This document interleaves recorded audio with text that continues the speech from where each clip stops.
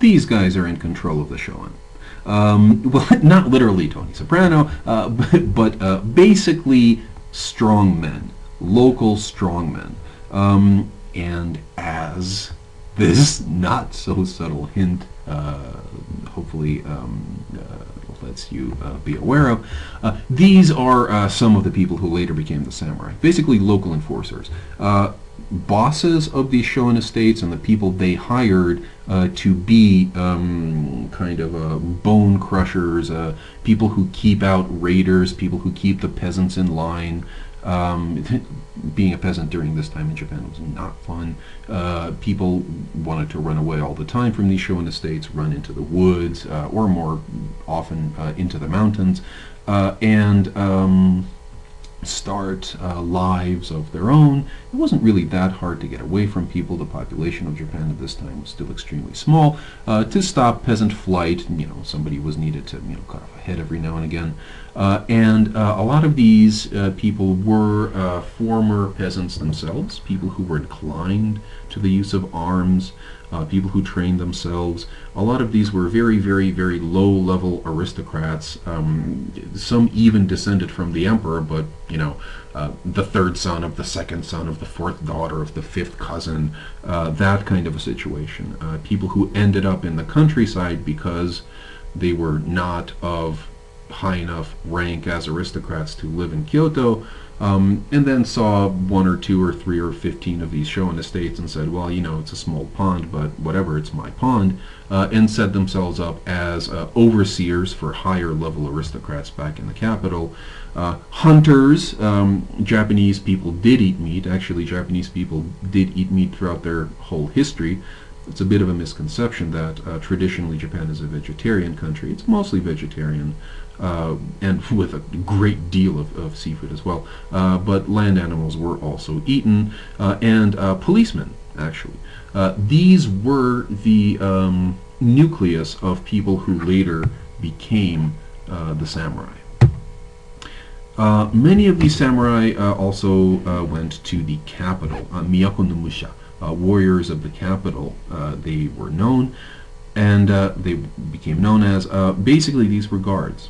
Guards for aristocratic mansions, guards sometimes for the imperial palace, if you were really lucky, guards for warehouses, guards for shops even. At this point, at this early point, in the development of the samurai, this is in the very, very late Nara period and throughout the Heian period, you had a status group which was still forming, and basically if you wanted to be a warrior, you taught yourself the use of arms or had somebody teach you the use of arms, and you passed yourself off as a warrior. Join a band, find employment, and things could be very good for you. And if you were in the capital, with stores and all sorts of brothels and all sorts of commodities on sale, and just being able to, stop and admire the view, people dressed nicely. It was quite a sight in Kyoto, with lots of festivals. If you could do that, then you wanted to do that. You went to the capital if you could. But also, most samurai did not serve in the capital. Most samurai served on these Showan estates throughout Japan, and a lot of these samurai actually served on the expanding frontiers of Japan. Japan, as I said, started out as basically the region controlled by the imperial family. Then they conquered chieftains who were closer and closer, farther and farther away from them. And then basically during the 700s, but earlier than that even, you start to get a real intensification of conflict between people who increasingly view themselves as Japanese and people who these Japanese identify as barbarians, emishi. Emishi actually is a Japanese word, literally translates into barbarian. And these are the indigenous inhabitants of the Japanese mainland. People who we now think of as Japanese were actually migrants who came from Korea, in most cases, some from Southeast Asia, some from China, and mixed with the indigenous inhabitants of Japan to produce, well, people who we now consider as Japanese. And then, yes, there was this political consolidation that pushed out further and further from the capital, and it went to the south, and it went to the northeast. There was a holdout of indigenous peoples here in southern Kyushu. These people were known as the Hayato. They were conquered by, say, 1000 AD, but there was a wide region in northern Japan. We're not even talking about Hokkaido, by the way. That's really outside of Japanese-controlled space at this point. There was a region in Hokkaido, I'm sorry, Tohoku, northeastern Japan, right here, roughly this blue area, which was very, very, very, very, very, very imperfectly controlled by the Japanese court by the year 1000 AD. In fact, it may still be okay to label these lands emishi lands. Yes, the Japanese state had large garrisons in Akita, for example, here, in Dewa province, and right here throughout Mutsu province. But really, in many ways, these garrisons were islands in a very hostile sea. These emishi, here depicted in a picture scroll from the 14th century, and here's a modern representation of what they probably looked like in battle array. They were very, very good at fighting. And they were good at fighting because they were basically guerrillas. They used the heavily wooded, mountainous, craggy terrain of northeastern Japan to ambush Japanese forces and right away. They were excellent horse archers. Excellent horse archers. The bow that they carried, actually this illustration does not depict it properly. This bow was supposed to be held here.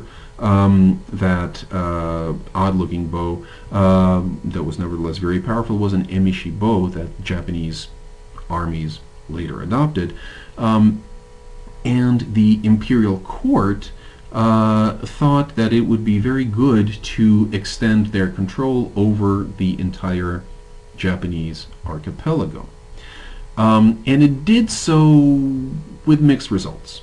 There were so-called pacification campaigns. The really intense period was from 774 to 811, where the court sent numerous huge armies into the northeast to really take control of these wild places and pacify these emishi. Well, this had mixed results. Yes, the Japanese occupied strategic points, but the emishi managed to cut up column after column of Japanese troops. These are the troops of the Ritsuryo state. These are the peasant conscripts that were trained in use of arms and just shoved out there to go fight for a few seasons and to go home. Nobody wanted to be there. And the emishi really had their way with these troops in many cases. They ambushed them. There was a famous ambush of them crossing a river. It was just not a very effective way of projecting power, and it cost so much money. More effective were Japanese troops who actually adopted the tactics of the emishi, riding horses, shooting from horseback, ambush, running away, luring the enemy to attack on unfavorable terms. And these frontier warriors, many of them had emishi background. We really have a rather limited idea of what emishi culture looked like, but from the general impression that we get from the sources is that it was different from Japanese culture, but not so different that the two sides could not understand each other.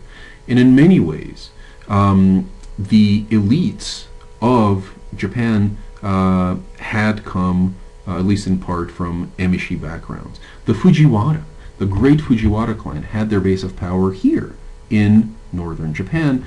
They were partly of emishi background. Many of these local warriors, the successful warriors who operated in small bands, who went and fought for Japan against the emishi, were either partly of emishi background or just emishi who had declared loyalty to the Japanese cause and were magically civilized. That's how the sources portray. They just, by adopting the benevolent influence of the Japanese emperor, they were now civilized. And really, what you saw happening, even at the end of the Nara period, was that the big Chinese-style peasant army was not working, whereas the small bands of dedicated professional frontier warriors was effective. And then, of course, when you conquer a strategic point in emishi territory, then you can build relationships with the local chiefs and slowly acclimate them to the idea that, well, you now obey the Japanese emperor, and suddenly you become local officials, or at least local strongmen. You administer shogun estates, which are on newly conquered land, and of course, these frontier warriors that I'm describing are in part also where the samurai come from. They're the part of the manpower pool for the samurai.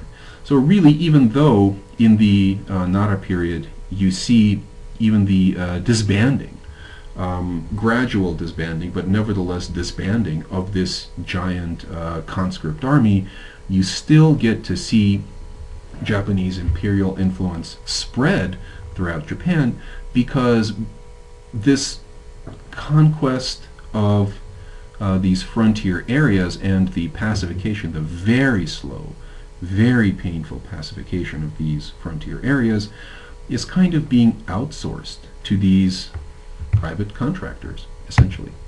Which is, why I use this picture. In many ways, the samurai who fought for the Japanese imperial state on the frontier, or administered outlying shogun estates, or guarded these estates, they can really be seen as the equivalent of a group like Blackwater today. Which also has been tapped by, well, no longer the U.S. government, but certainly governments, and other private military contractors are still very much doing very well in U.S. employ. They were tapped by states to go and conquer and control territory that then becomes incorporated into the boundaries of that state. Private warfare, and a cultural and blending with the emishi and this mystique that Eastern warriors, the warriors from the East, the samurai from the East, from the frontier, they're the tough guys. They can bend a bow more, basically better than the effete, acculturated Western samurai who like to lounge around Kyoto and eat dumplings all day. Something to be said for that, but really fighting is fighting. There was plenty of fighting out west, there was plenty of fighting with the emishi out east, and the samurai came from many different backgrounds. I just love this picture. Let's just look at it for example, or for a second. It shows you how the samurai functioned. Here's a horse. This guy is going to jump on that horse, and he's going to ride, and he's going to shoot his bow from it. Everybody has a bow. The bow is what you want. You once again dress in court dress, these eboshi hats, these flowing kimonos. You dress as well as you can. You certainly wear armor if you can. And my favorite are these two guys. You can see their long beards. These are policemen, the so-called tsuibishi. Basically, if you were a policeman, you were expected to wear a beard. If you were and these are Kyoto policemen, by the way, and if you were not a policeman, you were expected to shave, or mostly shave, your facial hair. And look at this gnarled stick right here. This is a police tool. What you're supposed to do with this is to, to take it and put it in somebody's kimono and kind of stop them from moving, to tangle them up and catch them. So all of these people, all of these, the mercenaries, the guards, the hunters, the Shogun administrators, low and high, from former aristocratic backgrounds, from former peasant backgrounds, from emishi backgrounds, we are now starting to see a group coalesce that will become known as the samurai.